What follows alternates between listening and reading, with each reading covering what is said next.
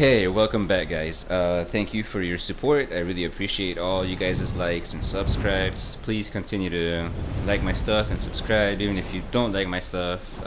Like it and throw me a suggestion as what I could do better, maybe more entertaining, right? So today we're going to be going over the Stamina Nightblade gank build. We are not using proc sets. We're not using two monster sets. It's a straight burst build, straight damage build. As far as the food goes, I prefer tri-stat. You lose out on some of the recovery, but you gain more magicka, which is really good. It's really great for your buffs and keeping yourself in stealth. We were using the Thief Munda Stone. At the beginning of the video, you guys could see the stats. It's not completely fully buffed. We were missing our continuous attack, but it's still hitting pretty hard. It's over 5k weapon damage. We could get it close to 6. I believe it's 6,300 weapon damage or so if we fully buff it with the Warrior Mundus. But I found that the Thief Mundus happens to be a lot better. We're critting a lot with this build, and so our damage it's really great. And as far as non-crits, you guys can see it on the tooltips. It's hitting extremely hard. Now your in-cap is hitting almost as hard as your Dawnbreaker is smiting. With 20k Dawnbreaker, 20k in-cap. I'm sure you could get these stats even higher, dual wielding. I just prefer the two-hander myself. So let's go over the sets that we're using. We're using 5 Clever Alchemists. You probably want defending on that bow over sharpened, maybe powered for the extra heals. We are using a Maelstrom Greatsword. You can, however, have a two-handed maul or a two-handed axe of the Clever Alchemist. We ran the Clever Alchemist axe for the longest, and it was working just great, just fine. There's the passive for the two-handed sword is 5% increase in damage, which stacks with a Relentless Focus, which gives us an additional 8% increase in damage. So it's, altogether it's really great. We are using poisons. We're not losing out on our weapon damage. Poisons can be helpful in some situations.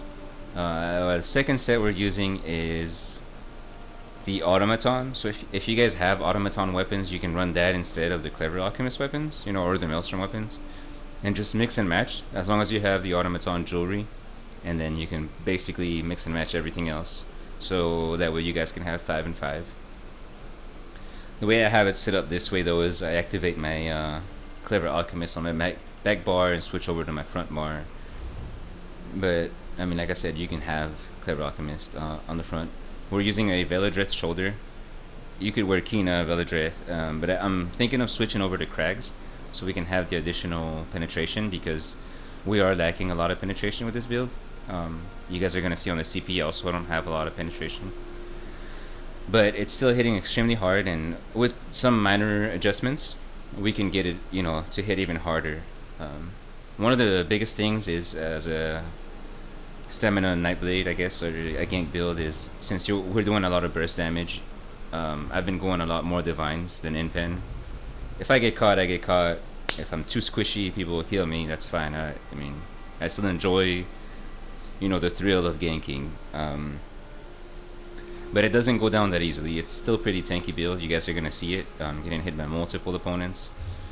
So the skills that we just went over, or that we're going over at the moment, actually, Shadowy Image is really great. I love it. You can run Poison Injection there. Mass Hysteria is really great also, but it doesn't stack with the Shadowy Image as far as the damage reduction on the opponent. So like I said, I tried Trap Beast. I didn't like it. Poison Injection might be a better option there. I kind of just like it because it can, like you can use it and it'll drag you out of the battle. Only disadvantage that you may encounter is that it will pull you out of stealth if you use it initially before the attack. This is great for major evasion, and it gives you an extra speed buff. We are a vampire, so while we're in stealth we already run pretty quick. Using that ability gives us more speed, and it's great for stalking somebody, or even in the middle of combat. It comes in handy. So we're running ambush on our front bar. Empowers your next attack, right? That's really great.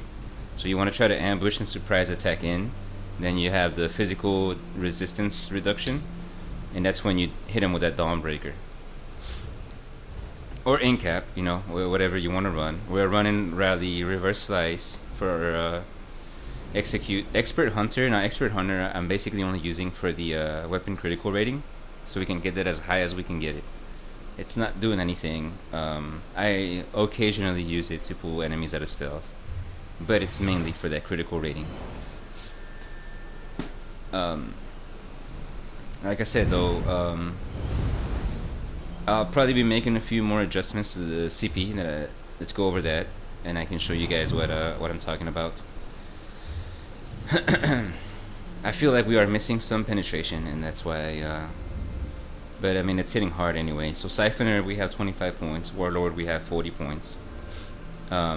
Here, you probably want to go down to 80 points into Mooncalf, 20 points into Arcanist. We are running 20 points into Tenacity, and the reason why I say Arcanist is so you can get that Magicka recovery from your buffs and going into Stealth. Cost reduction of Sneak, 15%.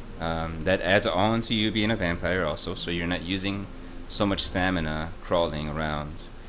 20% into Master at Arms, 8% Physical Weapon Expert, which you can take away, drop it into Piercing, as well as your Precise Strike, drop that to 10%, dump it into Piercing.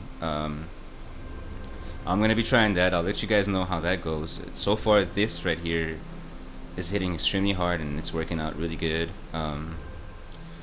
Ironclad, 23 points, 38 into Resistant, 65 here, and 19 into Quick Recovery. Now, the heals is really important. Because we're not using Vigor. You can add Vigor on there. I mean, it's not a big deal. I just don't run it. And so, Radley's my main source of heals. That's why I have more points into, you know, Quick Recovery into Blessed also. So you guys already saw the stats. You can get that higher also once you're fully buffed. And hopefully you guys get to watch the rest of the video and enjoy the clips that I've attached, so you guys can see it in action, see how quickly it kills, and you guys get to see the damage that it's doing, right?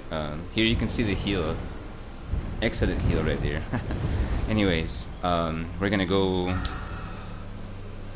get into some trouble, and hope you guys enjoy it. Enjoy your time. Don't stress out so much over the game, right? You guys have fun, and I hope you guys enjoy this build. And like I said, improve it, make it your own, and help me out if you can come up with something better.